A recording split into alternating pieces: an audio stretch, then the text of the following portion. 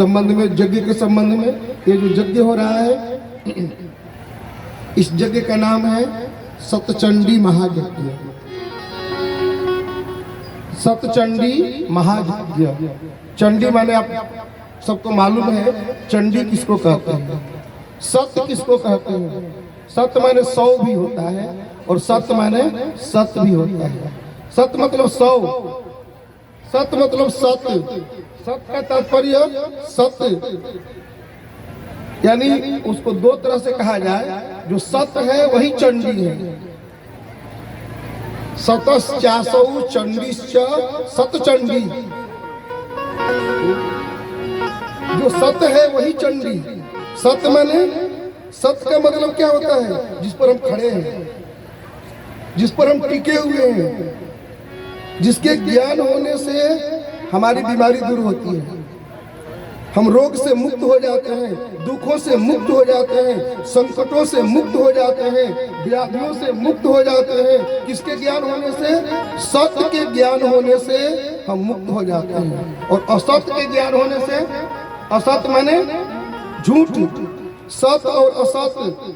असत्य का जब ज्ञान, हम किसके पीछे दौड़ रहे हैं? असत्य के पीछे दौड़ रहे हैं, जो हमारा नहीं है और उसको हम अपना मान रहे हैं। जो अपना नहीं, निजी नहीं है, खुद का नहीं है और उसको हम अपना मान लिए हैं, तो उससे तो बिछुड़ाव होगा ही होगा, उससे तो एक दिन अलगाव होगा ही होगा, उससे तो एक दिन हमें अलग होना ही पड़ेगा, क्योंकि अपना नहीं है। अपना क्या है? सत्य। जो सत्य है ना वो अपना है, और उसके साथ जुड़ जाए तो सतचंडी महायज्ञ जो है सफल हो जाएगा।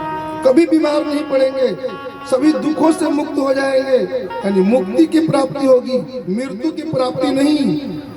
हम लोग मरते जा रहे हैं, मुक्त नहीं हो पा रहे हैं, मर रहे हैं, मुक्ति नहीं मिल रही है। मालूम है ना मुक्ति में और मृत्यु में क्या अंतर है? किसको मुक्ति कहते हैं, किसको मृत्यु कहते हैं?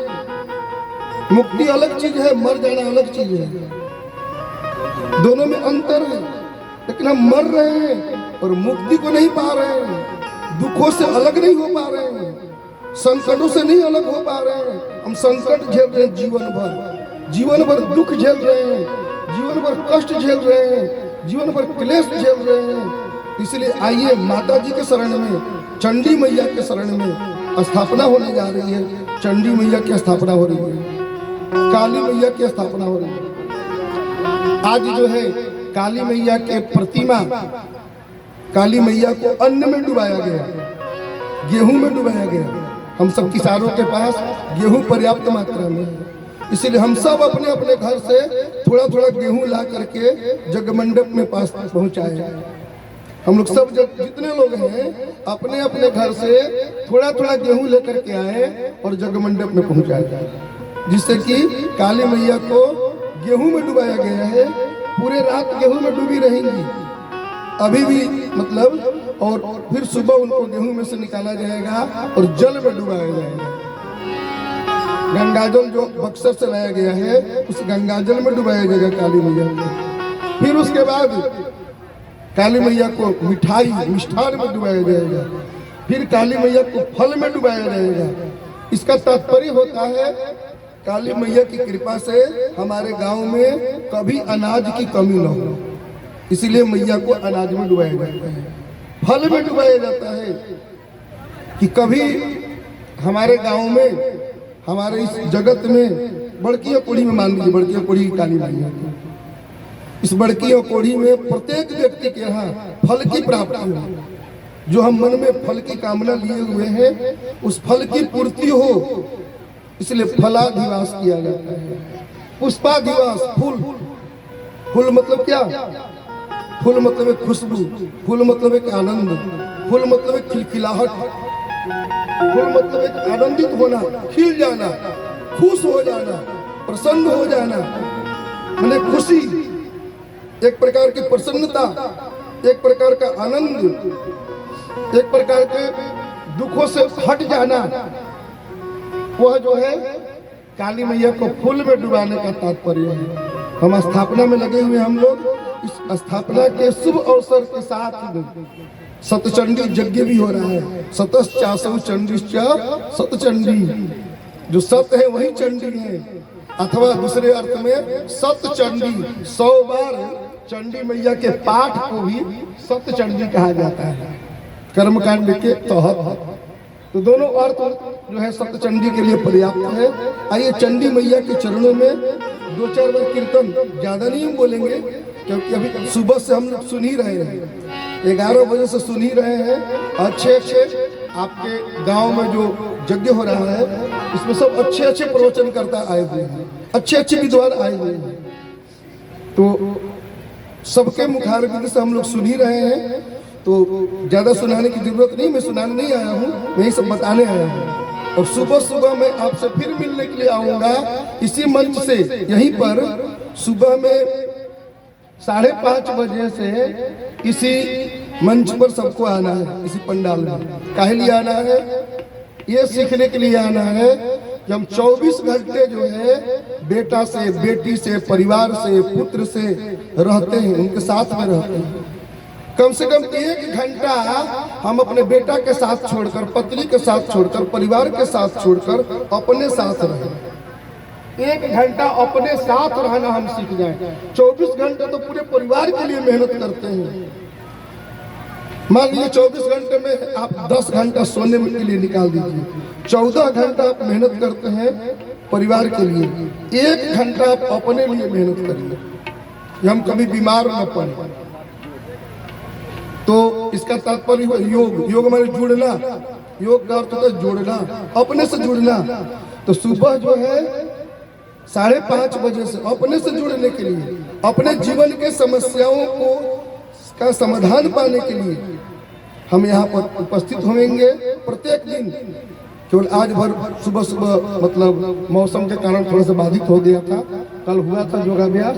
तो प्रत्येक दिन सुबह जो है हम 1.5-2 घंटा जो है ध्यान से, योग से अपने जीवन के समस्या के समाधान पाने के लिए सुबह उपस्थित होंगे और उसका अनुभव करेंगे। अपने साथ रहने में कितना आनंद है। मान लीजिए 24 घंटे में 1 घंटा अपने साथ रह के देखिए कितना आनंद आता है। स्वयं के साथ, स्वयं से मिलके, स्वयं से जुड़ने में कितना आनंद आता है। तो ये संदेश भी देना था साथ में। और प्रतिष्ठा के प्रत्येक संदेशों को आप बराबर ध्यान लगाए रहिए, कब फल लाना है मैया को डुबाने के लिए। सब अपने अपने द्वारा जिनको जितना बनता है, 4 फल, 10 फल, 20 फल, जितने श्रद्धा फल में मैया को डुबाइए। मैया को मिठाई में डुबाना है, क्योंकि हमारा जीवन एकदम मिष्ठान की तरह एकदम आनंदित रहे, गमगमात रहे, एकदम मीठा बना रहे, मधुर बना रहे, सुंदर बना रहे, तो मधुर मिठास हमारे जीवन में मिठास आ जाए। पूजा हम क्यों करते हैं? पूजा करने का मतलब है हृदय विनम्र बनाना, जैसे कठिन भूमि के सर पर हल को पड़े चलाना। दूसरा, पूजा करने का मतलब है मन एकाग्र करना, मन को केंद्रित करना, उसका नाम पूजा है। जब हम इधर उधर बिखरे हुए हैं तो अपने को हम बर्बाद कर रहे हैं, अपने को हम नष्ट कर रहे हैं। इसलिए अपने को परमात्मा के साथ यानी स्वयं के साथ यानी मैया जी के साथ यानी भगवान के साथ, जो मतलब ब्रह्मेति परमात्मेति भगवानिति शब्दते कहा गया है। कुछ भी नाम दीजिए सब उन्हीं का नाम है। इसलिए आइए 2 बार प्रभु नाम संकीर्तन करते हैं और ज्यादा नहीं बोलते हुए फिर आरती करके, क्योंकि अंत में बिना आरती के और बिना प्रसाद के कहा जाता है कि घर में कथा से उठ के गए तो कुछ लेके जाना चाहिए। दिन भर कथा सुने हैं हम, क्या हम लिए हुए अंदर में, तो हम खुद जानते होंगे कि कितना हमको मिला है। कि 9 दिन के सप्तचंडी यज्ञ के अंतर्गत कथा सुन करके ऐसा कुछ लेकर के हम जाए, ऐसा कुछ हमें मिले, ऐसा कुछ हमारे जीवन में अनुभव हो, कुछ विशेष, कुछ लगे कि हमें ऐसा कुछ आनंद आया है, सुख मिला है। देखिए, प्राणी मात्र को सुख अति प्यारा, दुख से सभी जीव डरते हैं। तो भी मूर्ख दुख पाने का कर्म सदा ही करते हैं। हमारे गुरुदेव कहते थे कि सुख सबको प्यारा है, लेकिन फिर भी हम काम दुखे का काहे करते हैं। आम खाने को सबको मन कर रहा है, लेकिन बीज हम बबूल का ही क्यों बो रहे हैं। जैसा बोवे वैसा काटे, इसमें नहीं कुछ संशय है। जैसा रूप हो दर्पण में वही रूप दृश्य है। जैसा बोलेंगे वैसा काटेंगे निश्चय एकदम। इसलिए बीज बोइए कैसा बढ़िया सुंदर, जो अच्छा लगे, जो हमें पसंद है। इसलिए अपने साथ हम जुड़े, माता जी के साथ जुड़े। अपने साथ जुड़ने का मतलब माता जी के साथ, क्योंकि हम माता जी की प्रतिष्ठा में लगे हुए हैं। और सतचंडी महायज्ञ है। अभी चंडी मैया के संबंध में रोज आपको शाम के समय सबका प्रवचन समाप्त होगा, तो अंत में केवल सतचंडी, राम की कथा, कृष्ण की कथा, शिव की कथा सब हम दिन भर सुनते हैं। लेकिन शाम के समय में जिनका यज्ञ हो रहा है, मैया अम्बा, जगदम्बा, दुर्गे मैया, इनकी कथा हम सुनेंगे 10-20 मिनट रोज, जितना दिन यज्ञ चलेगा। क्योंकि असली तो हम जिनके शरण में आए हुए हैं, जिनकी उपासना कर रहे हैं, जिनकी आराधना कर रहे हैं, उन माता की कथा को सुनना है। सतचंडी मैया की कथा को, दुर्गे मैया की कथा को, अम्बा मैया की कथा को, भगवती मैया की कथा को। और कथा खुद भगवती है, कथा खुद दुर्गा मैया है। और जिनके शरण में हम चले जाएं आगे, समझिए हमारा दुख मिट गया, हमारा संकट मिट गया। और संकट नहीं मिटा है, इसका मतलब शरीर तो यहाँ बैठा है, लेकिन मन से संकट होता है ना, तो मन कथा में नहीं है। यदि मन कथा में है तो संकट तो निश्चित मिटेगा, कोई इसमें संदेह नहीं है।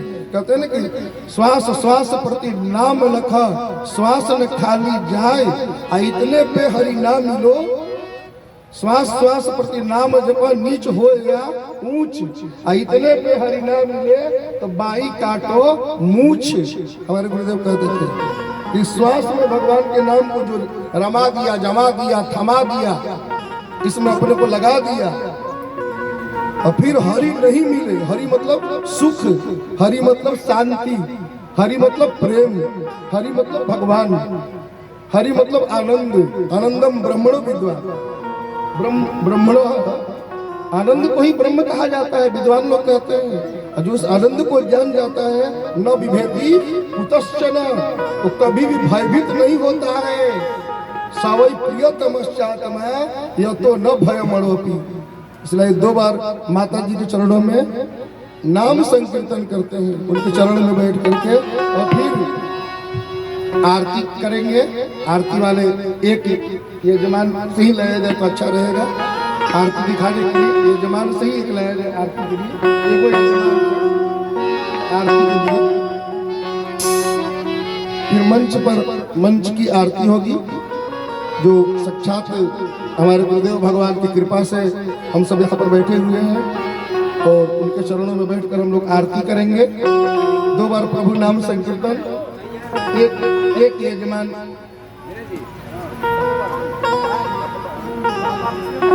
कोई एक यजमान मंडप से लाना, मंडप से, यज्ञ मंडप से। ये 2 बार माता जी के नाम का संकीर्तन कर लिया जाए, माता जी के चरणों में नमन कर लिया जाए। जो सब लोग गाते हैं, हम सब वही प्रतिदिन जो गाते हैं वही गा लिया जाए, गुनगुना लिया जाए थोड़ा सा संगीत के माध्यम से। तो सुबह से अभी तक संगीत हम सुन रहे हैं, तो बिना संगीत से भी चलेगा, लेकिन संगीत से गुनगुनाएंगे तो और भी अच्छा लगेगा।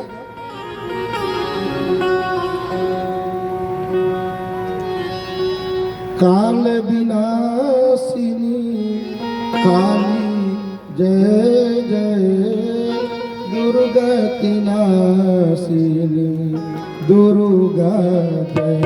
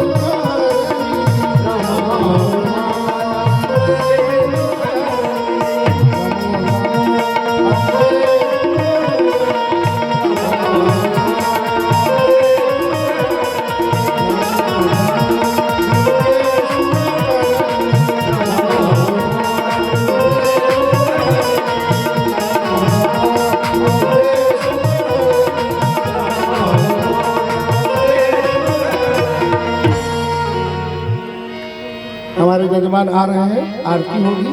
देखिए इस सतचंडी यज्ञ के माध्यम से आज इस यज्ञ का, इस प्रवचन मंच का तीसरा दिन है। 3 दिनों से अनवरत हम जो है श्रवण कर रहे हैं। एक माता जी जो है ना, ये सात्विकी भी है, राजसी भी है, तामसी भी है। सात्विकी, राजसी और तामसी, हम सबका जो शरीर है ना, इसकी प्रकृति जो है ना, ये भी 3 प्रकार की है। सात्विकी प्रकृति, राजसी प्रकृति और तामसी प्रकृति। जब हम सात्विकी प्रकृति के होंगे तो हमारे भीतर के सब बैर भावना निकल जाएगा, गुस्सा निकल जाएगा, सबसे प्रेम बहने लगेगा। जब हम राजसी प्रवृत्ति के होंगे तो थोड़ा कर्म में प्रवृत्ति होगी। लेकिन हम जब तामसी प्रवृत्ति को हो जाएंगे, एक दूसरे से झगड़ा करेंगे, बैर करेंगे, झंझट करेंगे, कलह करेंगे। उसके लिए भोजन भी 3 प्रकार का कहा गया है। सात्विक प्रवृत्ति वाले व्यक्ति का भोजन सात्विक बताया गया है, आयु सत्व बलारोग्य सुख प्रीति विवर्धना। राजसी प्रवृत्ति के लोग जो लोग हैं उनके लिए राजसी भोजन बताया गया है, ज्यादा नमक, खट्टा, मीठा, तीखा आदि। जो तामसी प्रवृत्ति के लोग हैं वो बासी अन्न, रूखा, उच्छिष्ट, जूठा, त्याज्य, जो नहीं खाना चाहिए वो भी चीज। तो अब हमारे ऊपर निर्भर करता है हम कैसा आहार ग्रहण करेंगे, कैसा अपना जीवन अपनाएंगे, खुद के ऊपर निर्भर है। खुद सब कोई सुखी होना चाहता है कि नहीं? कौन कौन लोग हैं जो सुखी होना चाहते हैं? सब लोग सुखी होना चाहते हैं। तो सब लोगों को संकल्प लेना पड़ेगा कि हमारे जीवन में कौन कौन गलती है। अपने गलती के सुधार के लिए सबको संकल्प लेना पड़ेगा चंडी यज्ञ के माध्यम से। कौन कौन गलती है?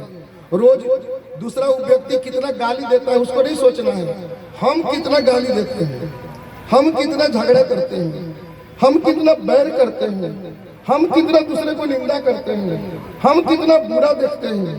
खुद अपने में देखना होगा। तो इससे क्या होगा, हमारे भीतर की जो गलती है वो निकलेगा। जब किसी को हम गाली देंगे तो मालूम पड़ेगा ना हमने गाली दिया है। किसी से झगड़ा करेंगे तो मालूम पड़ेगा ना कि हमने झगड़ा किया है। सोचेगा वो गाली दे रहा है, अरे गाली बक रहा है, वो अपने मुंह से गाली बक रहा है, क्या मेरे को लेना देना है? वो अपने मुंह से बका रहा है, हम तो स्वतंत्र हैं। उसका मुंह खराब हो रहा है, उसके मुंह से गाली निकल रहा है, उसकी समस्या है, तो हमारा कोई समस्या है नहीं। तो इसलिए स्वयं के साथ, स्वयं से रोज अपने गंदगी को निकालना होगा, अपने बुराई को निकालना होगा। सबको मालूम है कि शरीर जो है कितना गंदा से भरा हुआ है। हड्डी, चमड़ी, रक्त, मांस, चर्बी से देह बनाया है। अब भीतर देखे तो घी नहीं आया, ऊपर से चिकनाया है। भीतर देखने पर कितना हड्डी, चमड़ी, रक्त, मांस, मल, मूत्र, पसीना, शरीर में कितना गंदगी भरा है। पूरा गंदगी का एक भंडार है। लेकिन इस गंदगी के साथ इसको कहा गया अपवित्र पवित्रो व सर्वावस्थान गतो पीवा। यह अपवित्र है, लेकिन भगवान के नाम लेने से यह पवित्र हो जाता है। भगवान के नाम जो है ना, सबको पवित्र बनाता है, पावन बनाता है, बिल्कुल शुद्ध है, सत्व रूप है। इसलिए उस सत्व रूप ईश्वर तत्व, उस ज्ञान तत्व, उस भगवत तत्व, वही दुर्गा मैया भी है। सब देवता लोग दुर्गा मैया के शरण में जाते हैं, पूछते हैं आप कौन हो? तो यजमान में से नहीं आ रहे हैं।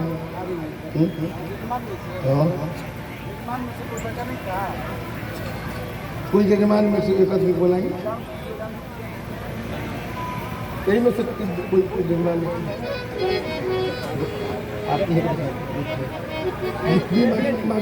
यज्ञ के यजमान अगर मेरी आवाज सुन रहे हैं, कृपया प्रवचन मंच पे आ जाए, आरती में भाग लेना है।